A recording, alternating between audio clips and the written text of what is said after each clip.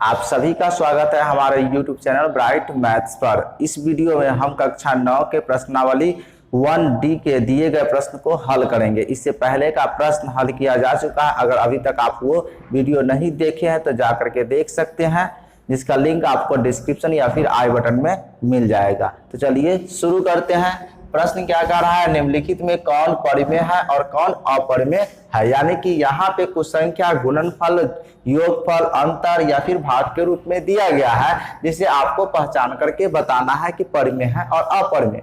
तो परिमेय और अपरिमेय की संख्या के बारे में आप पहले ही पढ़ चुके हैं। अगर आप नहीं जानते हैं तो जाकर के पिछला वीडियो आप जाकर के देख लीजिए, क्योंकि वो जब तक नहीं आप समझेंगे तब तक ये आपको समझ में नहीं आएगा। ठीक है, तो चलिए देखते हैं यहाँ पे क्या कहता है कि 7√5 परिमेय है या अपरिमेय। तो इसमें दो टर्म है, एक 7 भी है और एक √5 है। ठीक है, अलग, तो ये गुणा के रूप में है। तो अब ये संख्या परिमेय होगा या अपरिमेय। ठीक है, तो देखिए एक यहाँ पे नियम समझिए पहले, परिमेय गुना अपरिमेय। ठीक है, परिमेय संख्या और अपरिमेय संख्या को गुना कीजिएगा तो क्या आएगा।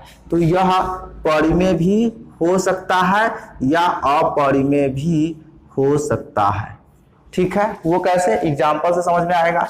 देखिए शून्य कौन सी संख्या है, परिमेय संख्या है, और अपरिमेय संख्या के जगह पर √3 ले लेते हैं। अब आप इसे गुना कीजिएगा तो कितना होगा, शून्य आएगा। और शून्य कौन सी संख्या कहलाता है, परिमेय संख्या कहलाता है। ठीक है, तो ये परिमेय है और यहाँ भी शून्य आया, तो इसका मतलब ये भी परिमेय हो जाएगा। लेकिन अब परिमेय संख्या के जगह पर हम 2 ले लेते हैं, तो क्या यहाँ √3 ही रहने देते हैं, तो कितना हो जाएगा 2√3। तो ये क्या होगा, अपरिमेय हो जाएगा।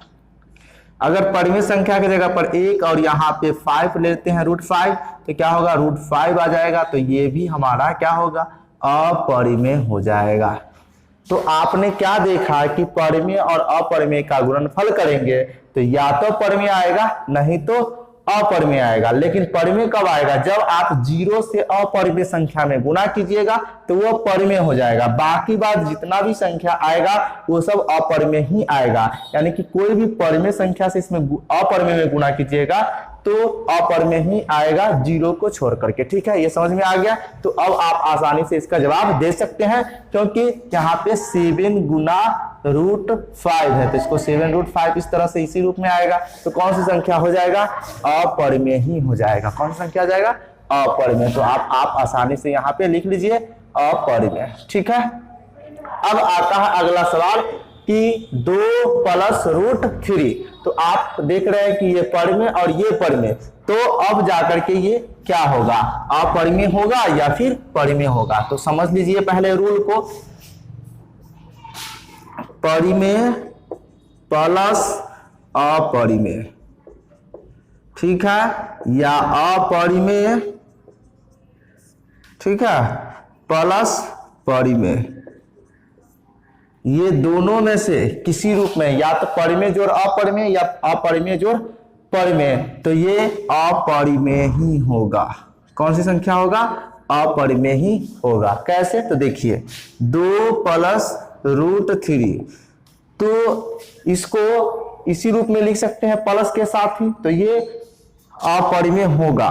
क्या होगा, अपरिमेय होगा। ठीक है, या फिर √5 + 3, तो ये अपरिमेय संख्या और ये परिमेय संख्या है, तो ये क्या कहलाएगा, ये भी अपरिमेय ही कहलाएगा। मतलब सीधा सा बात है कि परिमेय या अपरिमेय, एक परिमेय या एक अपरिमेय, अगर दोनों को ऐड किया जाए तो जो होगा, जो हमारा रिजल्ट आएगा, परिणाम आएगा, वो अभी क्या होगा, अपरिमेय संख्या ही होगा। ठीक है, तो इस तरह से ये क्या हो जाएगा, अपरिमेय होगा।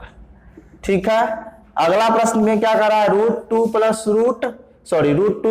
21। ठीक है, तो यहां पर भी एक अपरिमेय है और दूसरा परिमेय है, और योगफल में है, तो यह भी क्या हो जाएगा, अपरिमेय होगा। इसमें कोई दिक्कत नहीं ना। चलिए अगला प्रश्न देखिए, यहाँ पे π-2 दिया हुआ है। ठीक है, तो यहाँ पर पाई क्या है, अपरिमेय संख्या, और 2 क्या है, परिमेय संख्या। तो यहाँ अंतर है। अब अंतर वाला भी नियम आप समझ लीजिए, जो क्या होगा, परिमेय होगा या अपरिमेय। तो देखिए परिमेय माइनस अपरिमेय या अपरिमेय माइनस परिमेय, ये दोनों में से कोई भी हो तो यह अपरिमेय ही कहलाएगा, अपरिमेय ही कहलाएगा। ठीक है, देख लीजिए परिमेय और माइनस अपरिमेय, तो 2 माइनस √2।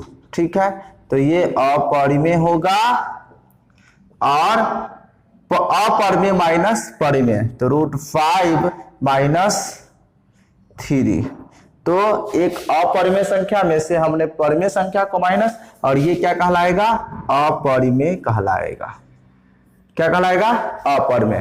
तो आप समझ गए परिमेय माइनस अपरिमेय या अपरिमेय माइनस परिमेय, यानी कि एक परिमेय और एक अपरिमेय संख्या का अंतर अपरिमेय संख्या ही होता है, और यहां भी अपरिमेय माइनस परिमेय है, तो ये क्या कहलाएगा, अपरिमेय ही कहलाएगा। इसमें कोई दिक्कत नहीं। चलिए अगला प्रश्न क्या कहता है कि 7/√5, ठीक है, ये परिमेय है या अपरिमेय, तो ये भाग के रूप में दिया गया है, तो यहां पे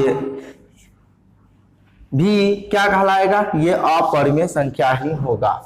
कौन सी संख्या होगा, अपरिमेय संख्या, यानी एक परिमेय में अपरिमेय संख्या से आप भाग दीजिएगा तो वो क्या होगा, अपरिमेय ही होगा। उसी तरह यहाँ पे गुणनफल है परिमेय और अपरिमेय, तो ये तो आप पढ़ ही चुके हैं कि एक परिमेय और एक अपरिमेय संख्या का गुणनफल अपरिमेय होता है, तो आपका आंसर क्या हो जाएगा, अपरिमेय ही होगा। कोई दिक्कत नहीं। अब आइए यहाँ पे 7 नंबर सवाल में, ये क्या है, अपरिमेय संख्या और ये भी अपरिमेय संख्या। ठीक है, अब यहाँ पे माइनस करना है। ठीक है, तो देखिए माइनस करना है तो इसको इस तरह से हल कीजिएगा, जब इसे ब्रैकेट तोड़ दीजिएगा तो जाके क्या हो जाएगा, √23।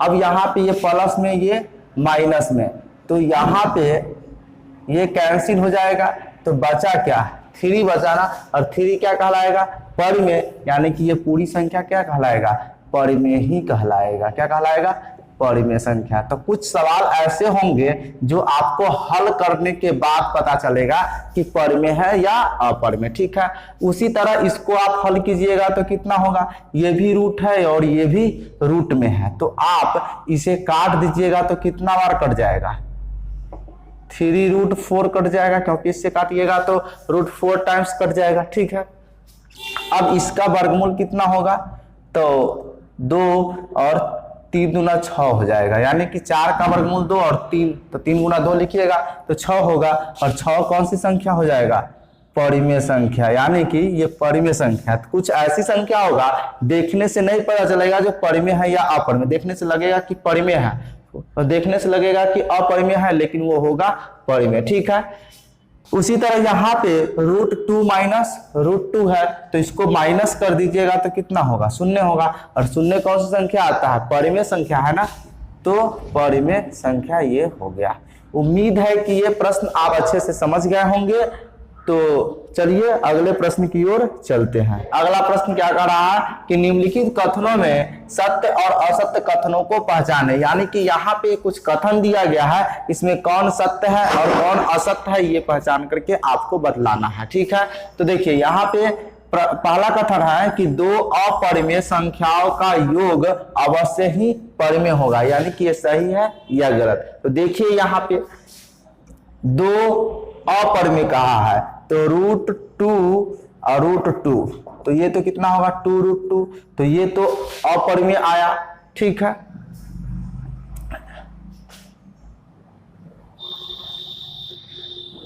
लेकिन √2 माइनस और यहाँ पे माइनस यहाँ पे प्लस, अब क्या आ गया 0, यानी कि ये क्या हो गया परिमेय, ये परिमेय संख्या आ गया। तो अपरिमेय भी आ रहा है और परिमेय भी आ रहा है, यानी कि 2 अपरिमेय संख्याओं का योग अवश्य ही परिमेय होगा, नहीं अवश्य परिमेय नहीं हो सकता है, यानी कि ये कथन हमारा क्या है, गलत, असत्य।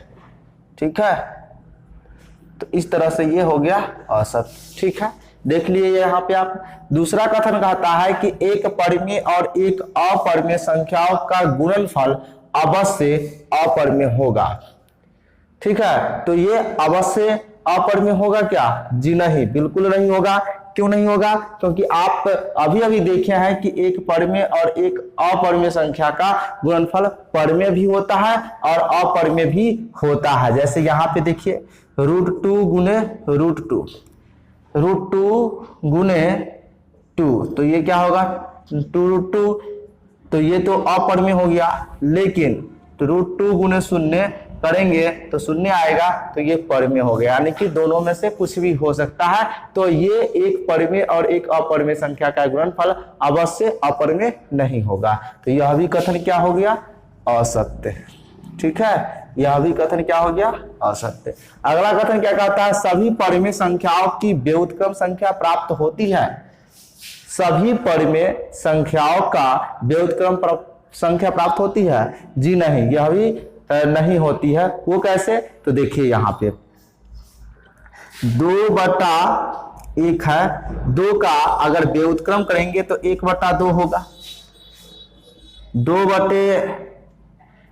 3/2 का व्युत्क्रम करेंगे तो 2/3 होगा। लेकिन 0 का व्युत्क्रम करेंगे तो कितना होगा? 1/0। और जैसा कि आप जानते हैं कि भिन्न संख्या या फिर परिमेय संख्या के हर के स्थान पर 0 नहीं होता है, नहीं ना होता है, तो ये अपरिभाषित हो जाता है। तो ये तो संख्या नहीं ना प्राप्त हो सकता है। तो इसीलिए ये कथन क्या हो जाएगा? गलत। इसमें क्या कह रहा है? सभी परिमेय संख्याओं के व्युत्क्रम संख्या प्राप्त होती है, तो ये तो कथन क्या हो जाएगा? गलत, क्योंकि सभी का तो नहीं होता है। क्योंकि एक ऐसी संख्या है 0 जो परिमेय संख्या है लेकिन इसका व्युत्क्रम करते हैं तो ये संख्या नहीं होता, अपरिभाषित हो जाता है। इसीलिए यह भी कथन क्या हो जाएगा? असत्य। ठीक है, चलिए अगला कथन क्या कहता है कि √9/144 एक परिमेय है। ये परिमेय है, ये बात सही है या गलत? तो देख लीजिए, बिल्कुल सही है, ये परिमेय ही होगा। वो कैसे? तो देखिए यहाँ पे कि 9/144 है, इसका वर्गमूल ज्ञात कीजिएगा तो 3 और इसका 12 कट जाएगा तो कितना? 1/4 क्या हो जाएगा? परिमेय आ गया ना। तो इसीलिए यह कथन जो है सो क्या होगा? सत्य हो जाएगा। ठीक है, अगला कथन क्या कहता है? वितरण नियम x × y + z = xy + xz अपरिमेय संख्या के समुच्चय पर लागू होता है। जी बिल्कुल, यानी कि वितरण नियम चाहे कोई भी नियम अपरिमेय संख्या पर समुच्चय पे लागू होता है, क्योंकि यह वितरण नियम सबके लिए एप्लीकेबल है, ये सब पर लागू होता है निश्चित तौर पे। तो यह भी कथन क्या हो जाएगा? सत्य है। ठीक है, तो उम्मीद है कि इसमें जो भी कथन समझाया गया है आपको अच्छे से समझ में आ गया होगा और इससे संबंधित प्रश्न अगर आपसे पूछा जाए तो कोई कंफ्यूजन नहीं होगा। ठीक है, तो इस वीडियो में इतना ही। फिर मिलते हैं किसी नए टॉपिक के साथ। तब तक के लिए धन्यवाद। जय हिंद, जय भारत।